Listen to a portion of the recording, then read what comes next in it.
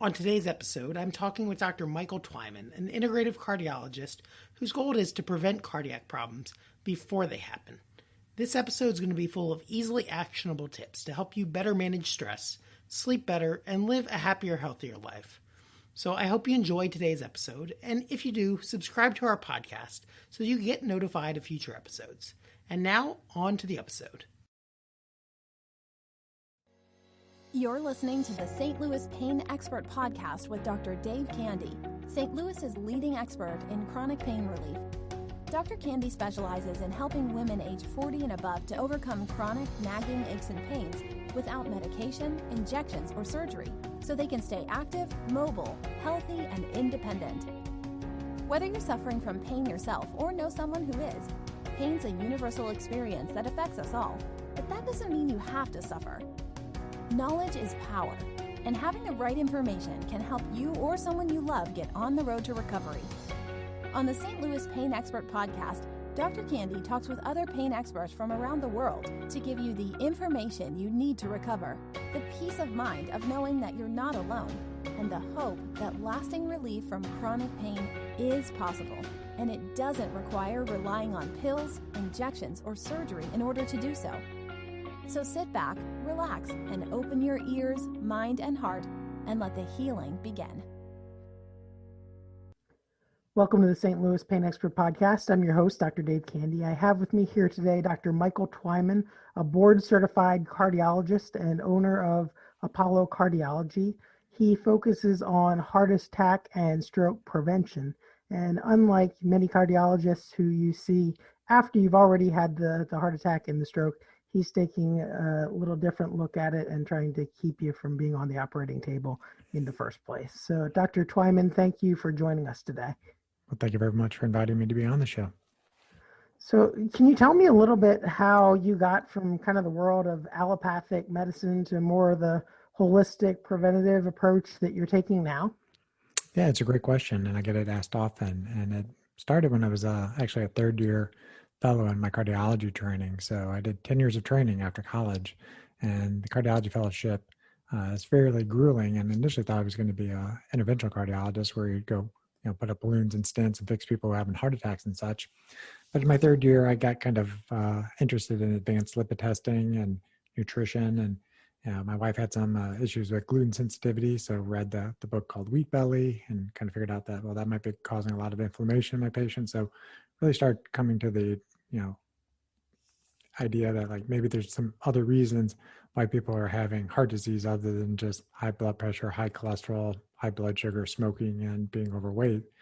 And that led me to finding some different organizations that kind of put me on the right path. And I came out of training in 2012 and pretty much been practicing integrative functional cardiology since that time. Wonderful. So had you had some experience in med school with the interventional that kind of made you want to take this other path, or was it just the experiences in your personal life? It's mainly in the personal life. I mean, in the traditional training, it's mostly focused on acute care and, real, emergency type of recovery type of stuff. It's not necessarily focusing on lifestyle interventions or nutrition or exercise, and really had to kind of self-teach myself that over the past few years. But it was really kind of the focus of my wife wanted to try to figure out how to optimize her nutrition regimen. So I started reading more about that and then got interested in advanced lipid testing and then, really start focusing on the prevention aspect more than just the end-stage treatment of cardiovascular disease, even though I still know how to do that and we'll use it when it needed, but I like to try to use less aggressive treatments when possible.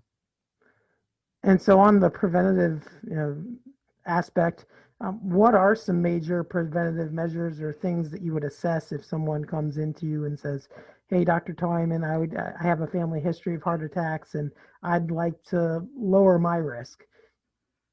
That's a great question. And it's just that, initially taking a very good history, what is that patient's story? And we'll probably get into a little bit, but I'm now really focusing on maternal health because of the mitochondria. The mitochondria are the organelles in your cells that make energy for you. And you inherit your mitochondria from your mom. She got it from her mom. So that's kind of your starting block in life. So first, take a very detailed history. Do they have any active cardiovascular symptoms, chest pain, shortness of breath, exercise intolerance, something that would lead to more kind of aggressive testing. but I usually will recommend some advanced testing from blood markers, and then also will consider doing some imaging tests where a CT coronary calcium score looks at the outside of the heart arteries looking for calcifications. That would be a marker of atherosclerosis. Then also checking a carotid intimal medial thickness scan, or CIMT, which looks for thickening of the wall of the arteries, which indicates inflammation of the artery and potential soft plaque building up in the artery. And then the third test I typically will consider is called an endopat. Measures the endothelial function, the inner lining of your blood vessels, and it's looking at how well those arteries can dilate by releasing nitric oxide. If nitric oxide is low, you may have endothelial dysfunction, and that's the first marker of vascular disease, is when that first layer of skin cells between where the blood flows and the wall of the artery gets damaged. Then you can start developing plaque 6-7 years down the road if you don't fix that problem. Now, you can tell just listening that you're an incredibly smart guy. How would you bring that kind of down to the average listener who may just be wondering, hey, what are the big things I need to watch out for? So first off, it's more than just your cholesterol, and it's more if somebody does an EKG or put you on a stress test. That's not sufficient enough to know if you're low risk or high risk, because vascular disease is a systemic process, meaning it can happen anywhere in your 60,000 miles of blood vessels. So just because you don't have symptoms does not mean that you're low risk of heart disease. A few years ago, Bob Harper, the guy from The Biggest Loser, had a heart attack in the gym, was very fit on the outside, but inside he was ravaged with vascular disease. He had an abnormal cholesterol profile with something called lipoprotein little a, or LP little a. 20% of the population has this, and it's not routinely checked on the traditional lipid panel. So if you don't go testing, you don't know if you're at high risk or not. Yeah, and that's a great point to bring up on any wellness measure, is that the lack of symptoms doesn't necessarily mean you're healthy.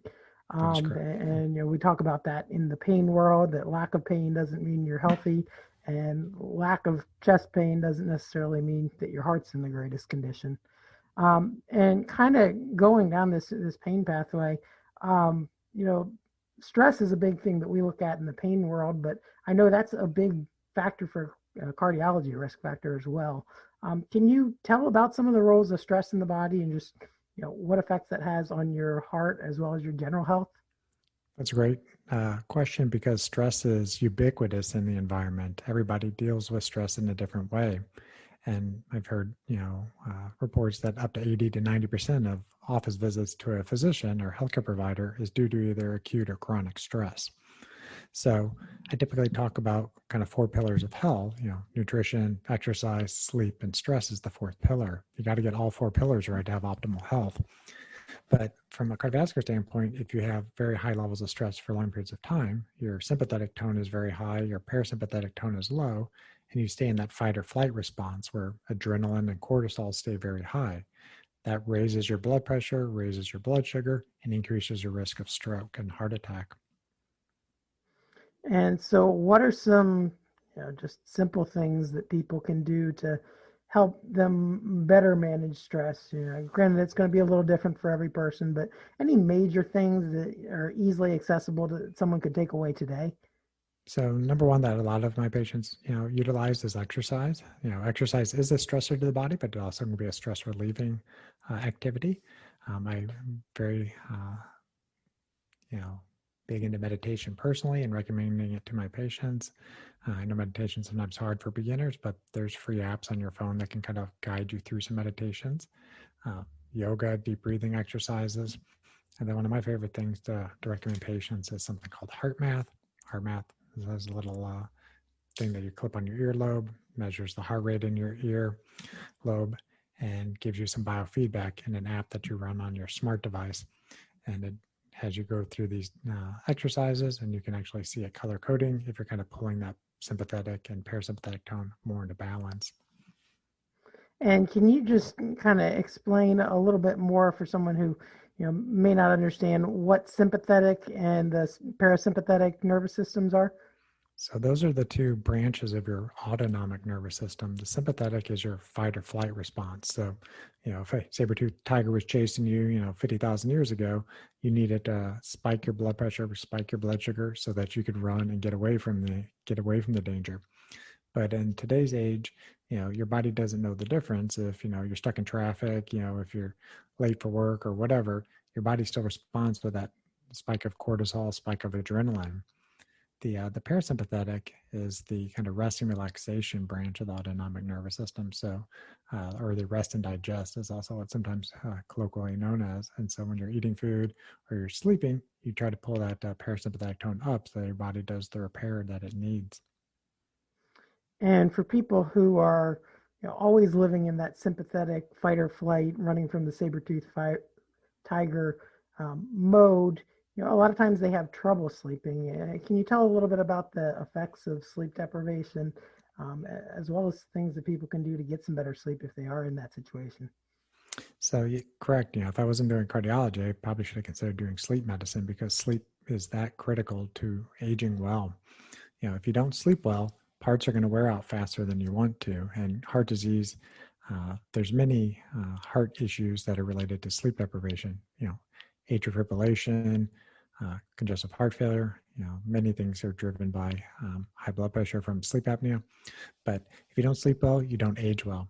And back to the question about stress and cortisol. Cortisol and a hormone called melatonin are like a seesaw. They're, when one is high, the other is low.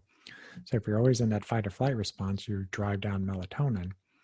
And melatonin is not a hormone that you pop in a pill. It's what your body's making throughout the daytime. And then when it's dark, your body releases melatonin and lets you go into this deep level of sleep. And melatonin basically acts as the fuel to the mitochondria, the things that make energy for you, and repairs them overnight. But if you have high cortisol all the time, you'll have low melatonin. It's not this simple, but if you have low melatonin, you're going to run out of fuel. You're not going to sleep throughout the night.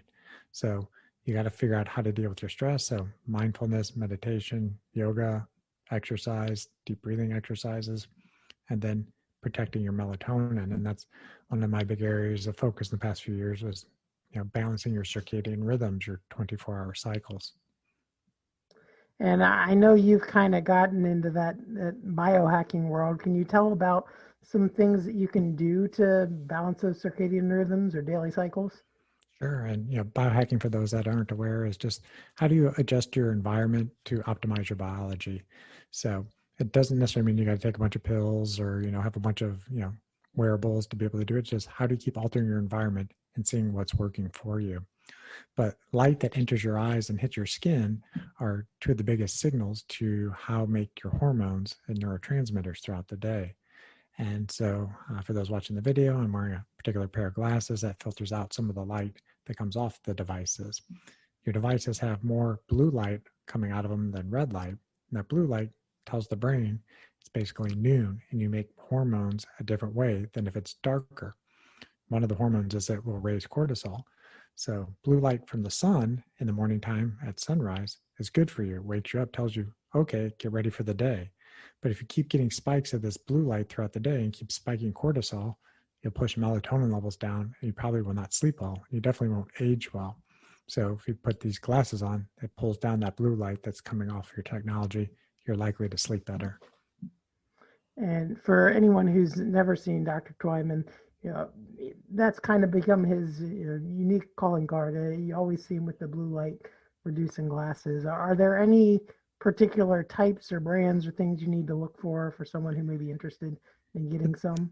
It's a good question. And, I'm not an affiliate or, hawking anybody's particular glasses today, but quality does matter with these glasses because you have to block certain wavelengths of the light that comes off of it. You got to block up to 465 nanometers to have a truly effective lens.